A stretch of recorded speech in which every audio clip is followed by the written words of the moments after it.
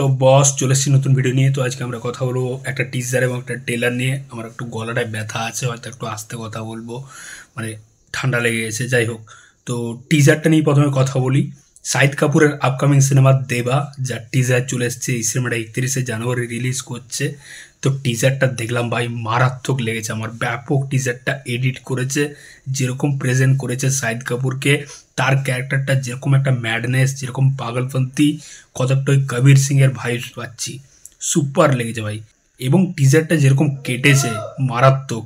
টিজারে শুরু হচ্ছে, শাহিদ কাপুর নাচ করছে, ব্যাকগ্রাউন্ডে মিউজিক বাজছে, ঠাক ঠাক ঠাক ঠাক তুম, ঠাক ঠাক ঠাক ঠাক তুম, এরকম ব্যাকগ্রাউন্ড মিউজিক। এবং ফার্স্ট কাটে কিছু অ্যাকশন সিকোয়েন্স দেখতে পাচ্ছি। একজনকে চেজ করছে, একজন এরকমভাবে শাহিদ কাপুরকে ছুরিটা মারতে যাচ্ছে, হাতটা ধরছে, তার দিকে তাকাচ্ছে, এক্সপ্রেশন ব্যাপক। এবং শাহিদ কাপুরের যে লুকটা, ওরকম ছোট ছোট গুড়ি গুড়ি চুল, রেড কালারের সানগ্লাস পরে রয়েছে, মুখে বিড়ি, যেরকম শার্ট জামা পরে রয়েছে, হেভি হেভি হেভি লাগছে তাকে দেখতে।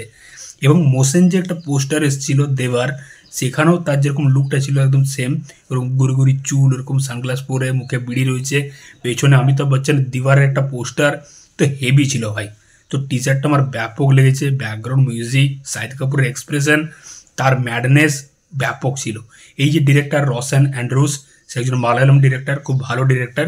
তো শোনা যাচ্ছিল তার একটা সিনেমা মুম্বাই পুলিশ, যেটাতে পৃথ্বীরাজ সুকুমারন অ্যাক্টিং করেছে, সেই সিনেমারই রিমেক হতে যাচ্ছে।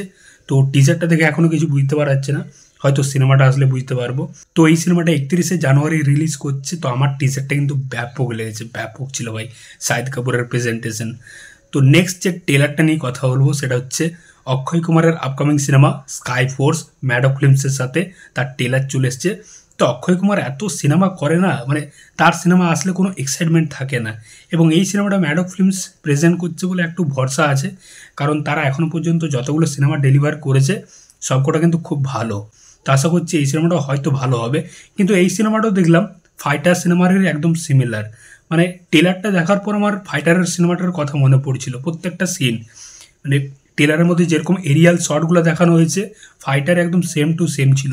এবং এই স্কাই ফোর্স সিনেমার বেসিক যে গল্পটা হতে চলেছে, যে আরেকটি ছেলে রয়েছে অক্ষয় কুমারের সাথে, বীর পাহাড়িয়া বলে, যে এই গল্পের আরেকজন হিরো, তো তাকে পাকিস্তানে হয়তো আটক করে নিচ্ছে, অক্ষয় কুমারের ক্যারেক্টারটা তাকে ছাড়াতে যাবে। তো এই প্লটটা কিন্তু ফাইটারের মধ্যেও ছিল, ঋত্বিক রোশনের। তো ট্রেলারটা একদম পুরো মানে আমার সিমিলার লাগলো ফাইটারের সাথে, হয়তো গল্পটাও কিছুটা সিমিলার হবে। এবারে ট্রেলারের মধ্যে অক্ষয় কুমারের পারফরমেন্স ঠিকঠাক ছিল। তো আমার মানে ডিসেন্ট লেগেছে ট্রেলারটা। তো তোমাদের কেমন কী লেগেছে অবশ্যই জানিও। তো এই ছিল আমার রিয়াকশান টিজার এবং ট্রেলার নিয়ে। দেবার টিজারটা কিন্তু আমার ব্যাপক লেগেছে, অক্ষয় কুমারের স্কাই ফোর্সের ট্রেলারটা আমার মোটামুটি লেগেছে। তো চললাম বস, দেখা হচ্ছে পরের ভিডিওতে।